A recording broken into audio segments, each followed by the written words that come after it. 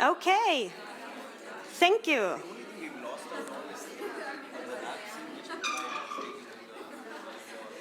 I know that sustainable fashion is a very exciting topic, but I hope that we can continue this conversation after the panel as well. And remember that you have a lot of time afterwards, or not a lot of time, but 10 minutes to ask the panel questions. So perfect. I'll start by introducing the panel, and I'll start in the middle with Mawra. Mawra Mahmood is a self-taught designer and the CEO of her own brand. Mawra's main focus is on evening garments that are produced with a zero-waste principle, personal and local production with a short value chain. And then we have Karoline Hestnes, co-founded the slow fashion brand BARENESS, focusing on social and environmental issues throughout the supply chain. Karoline has also been the country coordinator for Fashion Revolution Norway since 2016, and the creative leader for Passion for Ocean Festival, with an emphasis on reducing consumption, spread awareness, and inspire all fashion lovers to take part in campaigns that contribute to less fashion waste and cleaner ocean. And at least, or not least, but last but not least, I was supposed to say, I'm sorry, Subbu, all the way from India. Thank you for coming. He's the founder of Waymore, a clothing company from India that makes t-shirts out of recycled waste plastic bottles. So during this last year, Waymore has removed and recycled 75,000 plastic bottles from the streets of India. Thank you so much for coming, all of you.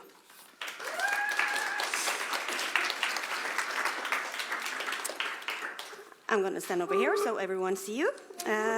So Subbu, can you please get us started by telling us about your work and give us your opinion about the fashion industry nowadays? Hello, can you guys hear me? All right. Sometimes it just doesn't work. So I think one of the things I want to tell you guys about is until 2018, I was a computer science engineer. I was making software, and in 2018, I got into fashion totally by luck, and thought that it would be super cool that you could do something with waste and even make fashion out of it. So that was my premise. And I run a very small company in India where we make just t-shirts. So we don't have a lot of products, just t-shirts from recycling waste plastic bottles. And my view of fashion is that I think fashion is super messed up. Not in a very derogative way, but looking at it from a hopeful sense that there is a lot of challenges in fashion, and I think you could say that choose alternate fibers, make sustainable fashion, but I think for me, looking at from an outside perspective, it looks like overconsumption would be the biggest challenge, and that makes everything else make unsustainable. So I would just like put a big question to you guys as well, that from my point of view, one of the big solutions to solving sustainability in fashion would be to like probably make fashion something like oil industry where, okay, it's a very bad comparison, but if you make, the thing is that we consume lesser and lesser oil because oil gets more and more expensive. That's on one end. Obviously, there's the environmental benefits or non-benefits. But if you make fashion super expensive, and that's like a non-purist way of solving overconsumption, and that will trickle down a lot of sustainability challenges. And you look at it in a unit-wise. But yeah. Thank you, Subbu. Mawra? Could you please introduce yourself and maybe share what led you to start a career in fashion here in Norway? I know, right? I'm actually an economist, so I think it's a thing with people studying something and then you end up in fashion. I have a finance background, and I'm also the former leader of a youth organization in Norway, so I think taking the next step into the fashion industry was only natural for me. Or maybe not, but I actually ended up doing this after a period of reflecting a lot about what I wanted to do with my life, and my retirement plan was actually designing clothes. And then I started thinking, why wait until I'm old and retired? Let's just do it now.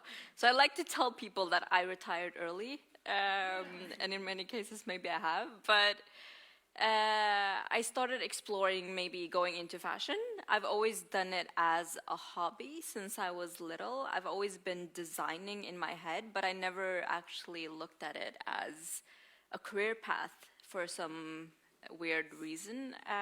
But then when I started reflecting around it, I kind of just jumped into it. One of those where you jump into something with your head first. And you're always advised not to do that. But I always tend to do things that I'm not advised to do. So, so I just jumped into it. And I'm actually quite happy that I did it also I didn't do a lot of research on the fashion industry before I decided that this is something that I want to do, because I know if I would have done it, it would have just put me a bit off and made me probably not enter the industry. And I've been feeling that very much lately when I've been doing the research. So I'm kind of happy that I did go in head first. And I just have to say that I agree with what you said as well about making fashion more expensive. That's something that I've been thinking about a lot as well. And when I make clothes, like you said, I make evening garments made to measure. So I don't really have a value chain that makes it easy for me to outsource right now any of the processes of the making of the garment, because I have a lot of contact with the client and everything is made to that client's body. But I've also done it deliberately because one thing is, I don't think a woman should compromise on her body to fit into clothes. It should be the opposite. The clothes should be made to a woman's body. And I've seen so many customers who've been like, oh, jumpsuit, I could never wear a jumpsuit. And I'm like, no, you can. Everyone can. It just has to do with proportions. And that's one thing. But the other thing is also that I've always had, when I went in and did this, I was 100% sure that I'm not going to compromise on the fact that I don't want to mass produce. I think a lot of the fallgruven, I'm just going to say that in Norwegian, fallgruven, is in mass production as well, because when you come into that, it's going to be really hard for you to be 100% sustainable or 100% organic or whatever you're going to call it. But somewhere in the line, someone is going to get compromised on that. So yeah, that's a small, big introduction of me. Thank you so much. And Karoline, can you please share about yourself and give us a taste of your perspective in regards to the condition in developing countries? So my name is Karoline Hestnes. I have a background as a makeup artist and stylist and fashion editor. Started in the industry back in 2005. But since I was a kid, I've always been into environmental issues and also a very strict sense of things to be fair, let's say. And I also have a dad that is a plumber, and I remember very well that when I was about 10 years old, he invested in a project abroad that had to do with clean water. And he told me, like, yeah, future wars will be about clean water. And that just stuck to me somehow. And then I started working in the fashion industry, and I was aware that this was an industry that is exploiting both humans and the planet from before.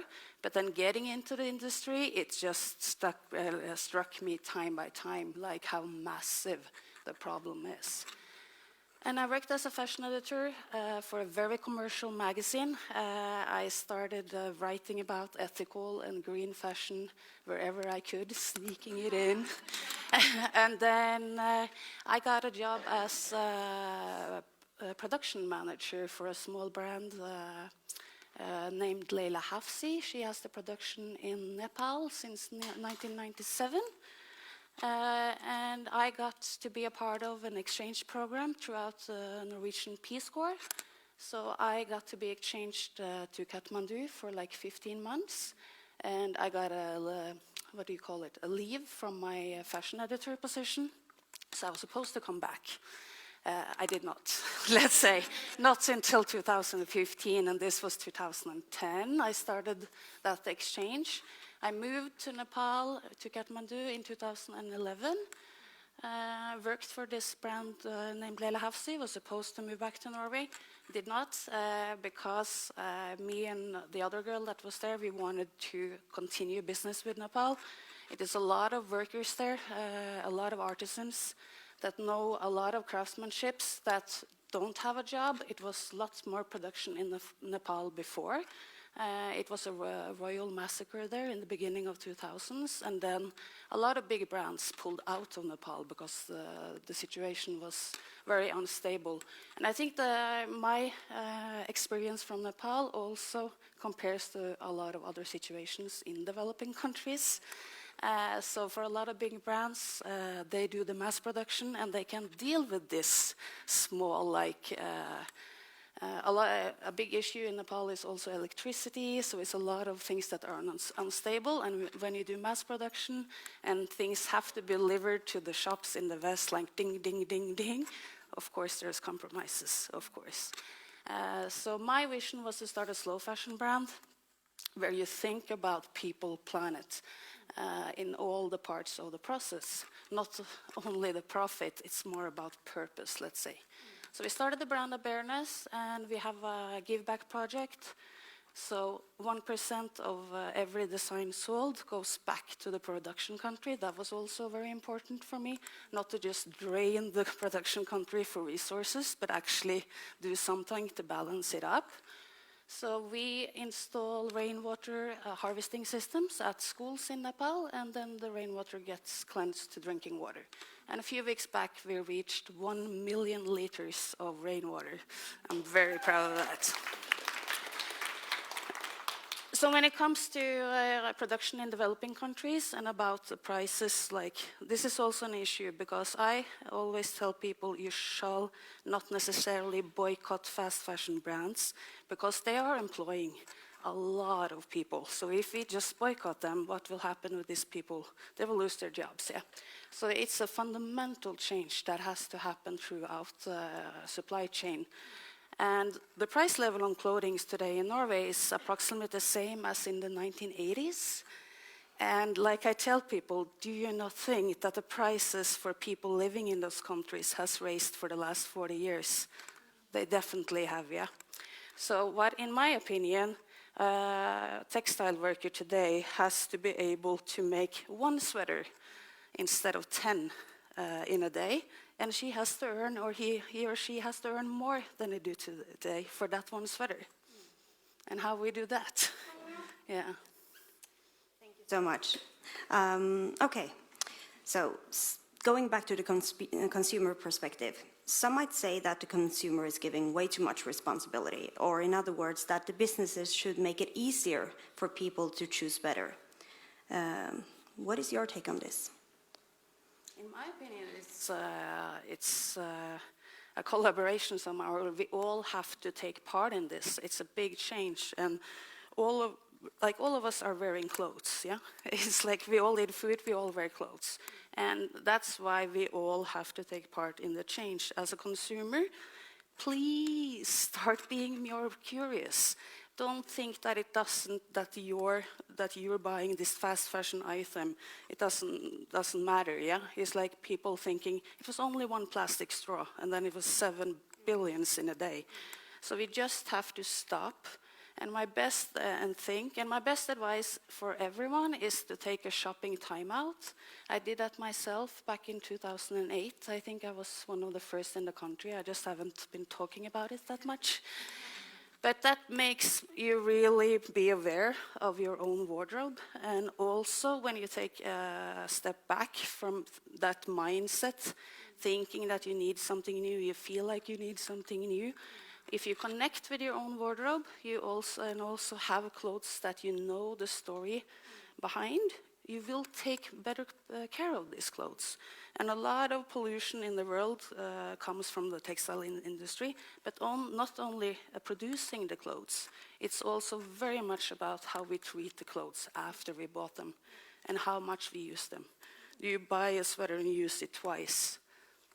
It's, of course, yeah. It's a lot of waste, yeah.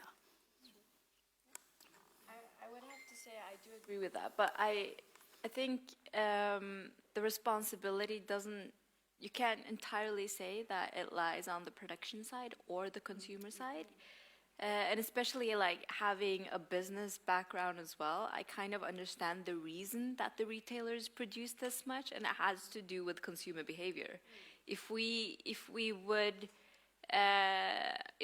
all stop buying that black basic sweater, they wouldn't produce it anymore, or they would produce less. So our behavior is going to be what triggers what the production companies and the retailers are going to sell and produce. But having said that, I think a lot of the responsibility does also lie on the production side, because in many ways we say that consumer behavior drives business and it drives demand, of course, but it also drives supply a lot. But I think that in terms of economy and in terms of production companies, we live in a kind of time now where you can actually change your mindset as a retailer and as a production company, and you can be that one, if you want to be that one production company that is that abruptive enough to say that we're not going to produce according to the demand anymore. Instead of, because when you do that, you're going to end up having a massive reserve wherever your storage is. So if you instead change that mindset and rather say we're gonna produce to this limit, and if the demand is higher, well then so be it. But then at least we won't be compromising on the amount that we produce. But I think there's a lot of players in this. I mean, one thing is the production companies. Another thing is EU regulatives and, in general, like country governments and taxing producers whenever they have a garment with synthetic material in it. Because it's not only the production process and the coloring and chemical process, it is the process when you as a person, an individual, wash your clothes. You are releasing tons and tons of microplastics into the sea, and we can't see it, but it's extremely devastating. So I think it's a kind of collaboration needed across the entire value chain that has to do with a single garment. And that value chain is long, so it's a lot of people that needs to come together and just totally turn things around.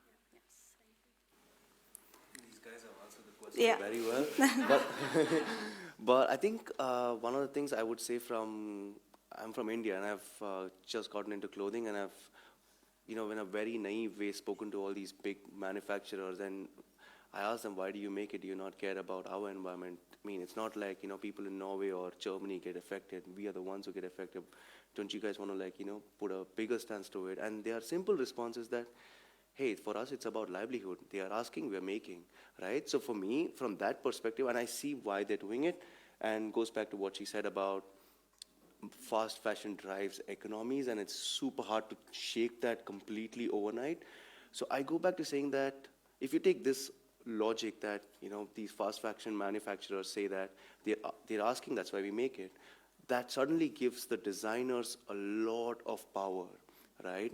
And the designers, if they make hard choices, the manufacturers will automatically follow suit, because for the manufacturers it's nothing but getting more orders. So they will make responsible fashion if you ask responsible fashion. So I don't think it is a lot to do with fast fashion big scale manufacturers, because they are just following your requests and orders. So designers have a lot of power, I see. And on the other side, I think consumers are already very conscious, and I think the only reason why consumers maybe settle is because of the price point. you know, maybe the socks from H&M looks cool and I wouldn't get this, or if I have to get this at a, you know, sustainable option, it would be super expensive. So price point is the only way where, you know, consumers are settling, but I wouldn't say that they're not conscious enough already. I think so, they are very conscious, and if from my point of view, I think designers are the ones who will really make these hard choices and, you know, drive the change. Thank you. So, Eva Karlsson, she talked about going from a linear system to a more circular system, and being that you all have your own brand. What is your contribution to a circular economy? Do you want me to start? Yes, please. Let the economist start. I would definitely have to say that my local production and my zero waste principle in what I'm producing is my contribution, but then it doesn't actually stop there, because I've noticed that I'm aware of it all the time. But for me, as a designer within the couture branch, it becomes a bit difficult in terms of that it will compromise on my creativity. So my designs don't often end up becoming what I wanted them to be, because I don't want to use the material that would make them in that way. So I produce in my living room. And I buy all the textiles here in Oslo whenever I have a client, and I only buy the amount that I need for that client. So I'm very cautious about measuring in a way that I use every single part of the textile, so I don't end up having a lot of waste at the end of the day. Having said that, I've also from the beginning, I've been trying to design in a way that a garment can be used in different ways. So in the sense that if you have a jumpsuit, it can also be worn as single trousers, or you can also add on a skirt so it kind of looks like a dress. So I try to make things that are like 3-in-1, 2-in-1. And I think that's something that can be done a lot more among other designers as well, and bigger retailers, because very often the reason we buy clothes is because I don't have something like that. Not necessarily exactly that, but I don't have something like that. But if you can alter what you already have to look a bit like something like that, then maybe that's something that will keep you from buying that extra garment. But I have to say, it is very difficult to be in a branch where most of the things you make are supposed to come from your creativity and make it sustainable, because the only thing you'll find that you can classify as sustainable are fabrics that are Oecotech certified, here in Oslo at least. I haven't found anything else. So you have to really look at all the labels on the fabric before you see what it is that you can use. And surprisingly a lot, in the beginning when I started doing this, I was really put off by the amount of garments that people say are silk, but they're actually a blend of silk and polyester, the main part being polyester. And the more and more I went to the different textile shops in Oslo, and whenever I travel, I go to textile souks. It's just a thing I have to go there. And I have a thing with touching the fabrics, really touching them.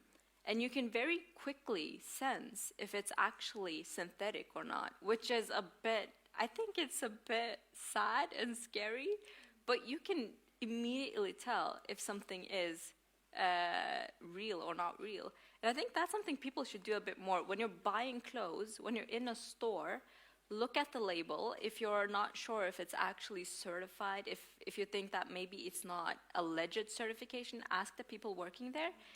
When they're answering, if they're not proud while answering you, or if they don't know, then it's not what it says it is. Seriously, it's as simple as that. I've done this a lot of times, and then I've gone online, done the research afterwards.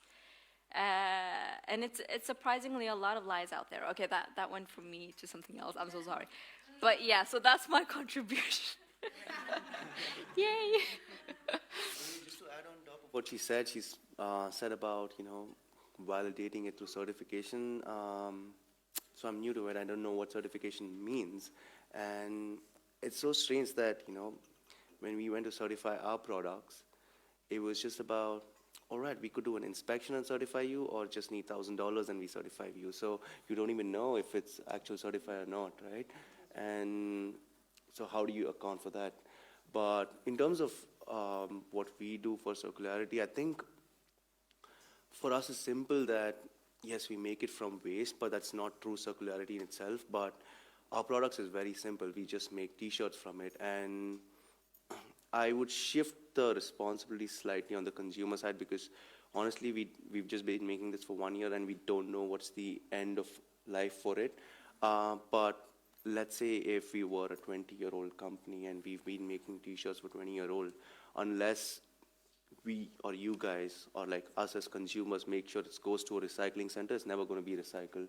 And I think even with, let's say, organic fibers or like monofibers, or instead of a blend, they make it because it's recyclable, but who knows if it's going to a recyclable center or not. So go back to what Eva said about understanding how textiles are being used and then make it towards it, because because most of it is now getting recycled, and you either buy secondhand or you make sure that it's going to a recyclable center. Only then the whole debate makes sense, because otherwise this whole debate doesn't make sense if you're not going and giving it there.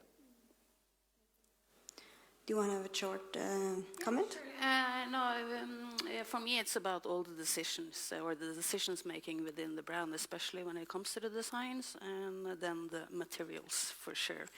So in BARENESS we only use 100% organic materials, so it's biodegradable, and we don't have huge orders. We try to have a small production. We don't ship too often, just because I'm so loud of a design. Some of my best sellers are still the one that we launched in 2013, so we don't have several collections all the time. We are slow. Yeah.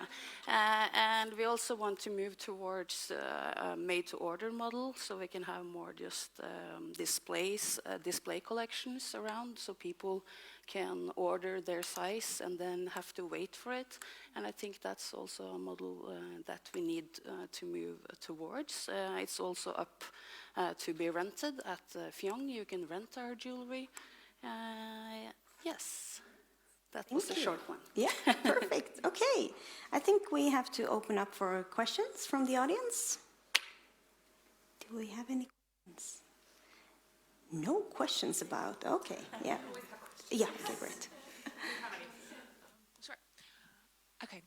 So I hadn't thought about the don't boycott stores, because that's the livelihood of so many people. I was thinking when I became aware of sustainable fashion, okay, well, I'm not shopping at H&M anymore. I will shop at sustainable brands. So now thinking about it from a livelihood perspective of the workers, how is it that we can best have a dialogue with bigger brands when we feel like small people up against these giant companies? What do you think the most effective way to have a conversation with these brands is to get them to move forward and hear that their consumers care about the planet and other people? Well, since I'm the country coordinator of Fashion Revolution, which is a global movement for these exact things, Fashion Revolution's main campaign is it's all about social media, and it's all about asking questions and putting pressures on brands to be more transparent. And their main campaign is the hashtag Who Made My Clothes. You can also use it, Who Made My Jewelry, and tag the brand and put pressure. And more for every year. This campaign is mostly focused on in April, around the 24th of April to be exact, to mark the Fashion Revolution was born because of the big tragic accident in the building Rana Plaza that collapsed in Bangladesh, 24th of April 2013, and then it was some British women starting up Fashion Revolution almost a year after. So that's the start of Fashion Revolution, and then they decided that the campaign should be Who Made My Clothes, because in the Rana Plaza building it was actually 5 textile factories. It was not only one, It was also a bank and a shop and other businesses. And the very day of the accident, some of the workers had told the management that there was some new cracks in the walls of the building. And the people working in the bank and the other shops, they could leave. But the textile workers, because of the deadlines, they were told, if you're not going back in, you lose your job. Yeah. And then that very same day, the building collapsed, so 1,200 people died and 2,500 got injured. And it was very hard after to find out which brands actually had the production in that building, because no one came forward, because everyone was trying not to be the bad guy. Yeah? So when they were digging up dead people, also among the dead people, they found brand tags. And United Colors of Benetton were one of them, amongst others.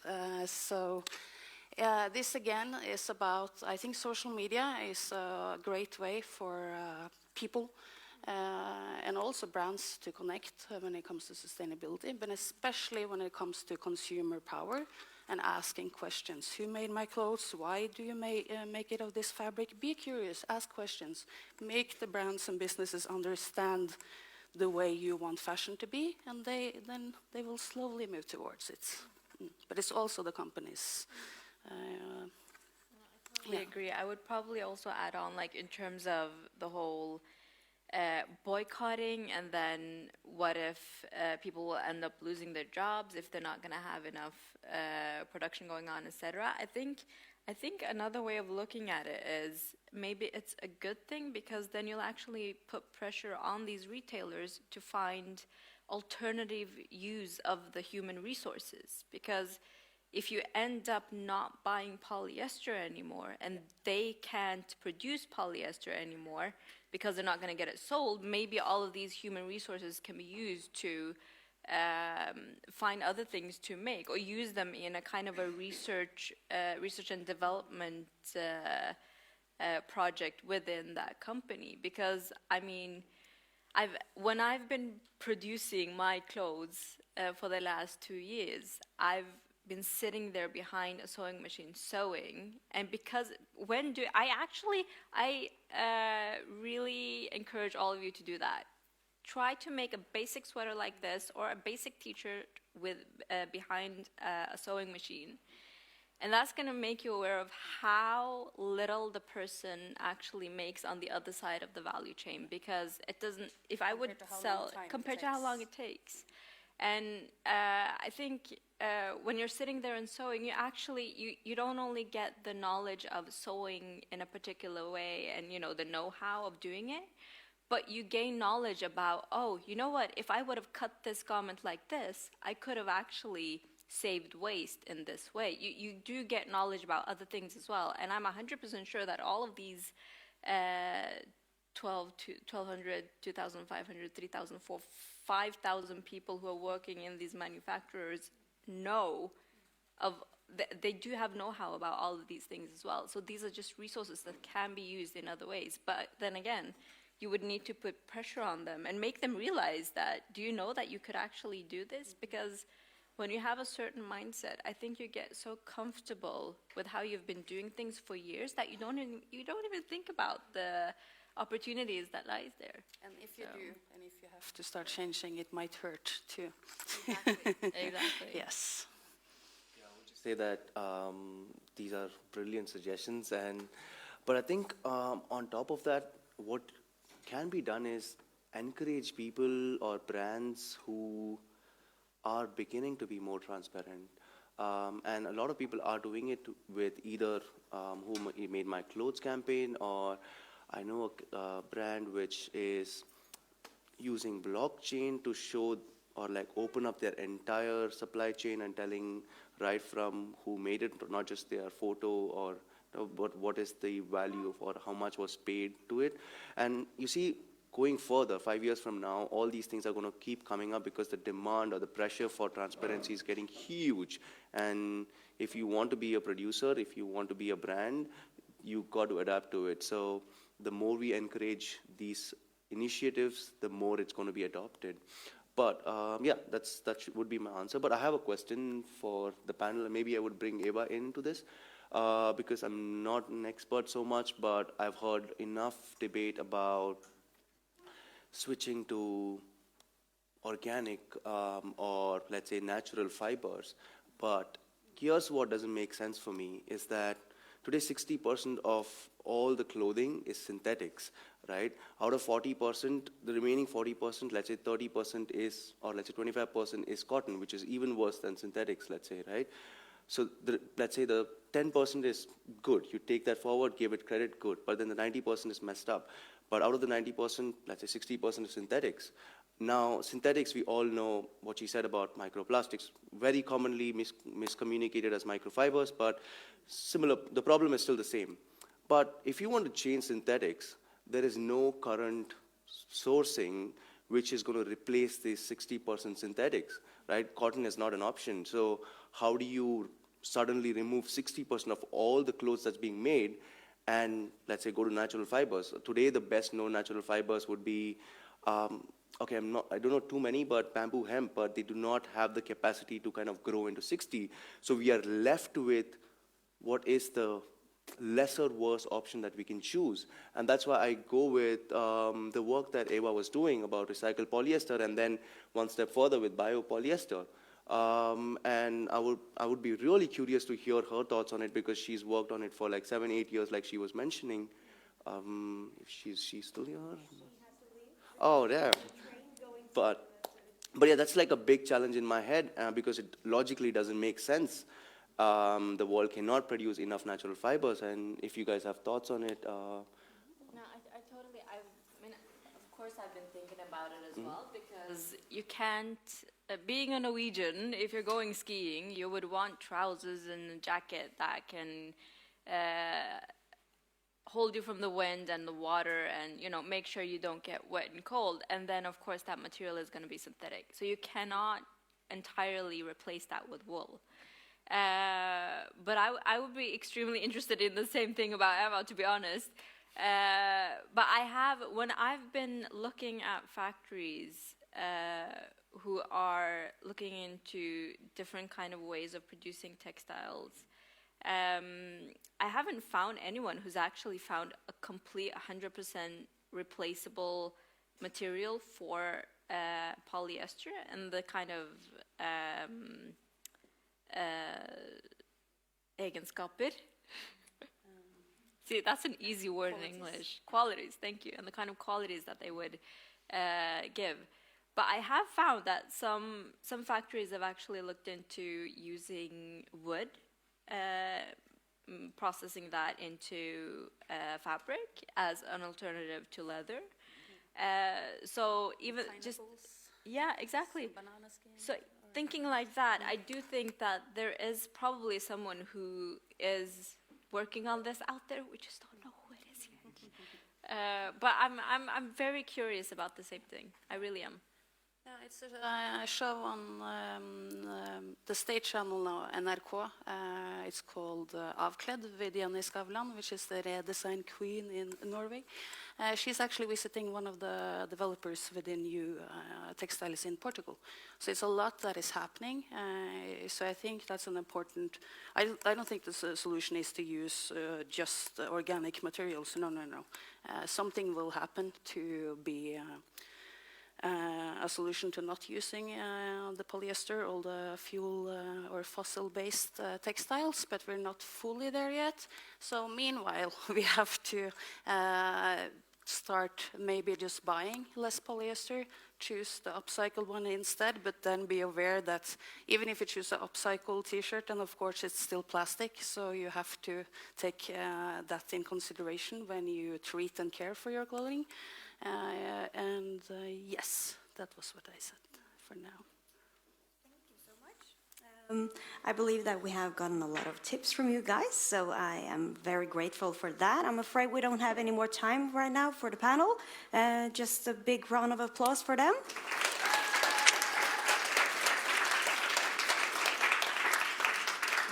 So we're moving on in the program. Oh yeah, t-shirts. Do you want to say? Oh yeah, you just took off your mic. So these are the t-shirts made by Subbu from India. with recycled plastic bottles. It takes 10 plastic bottles to make one of these t-shirts. And is it mixed with recycled cotton, or am I wrong? Okay, great. So that's why they're very soft as well. And these are gifts for you guys being in the panel. So you can just choose a size.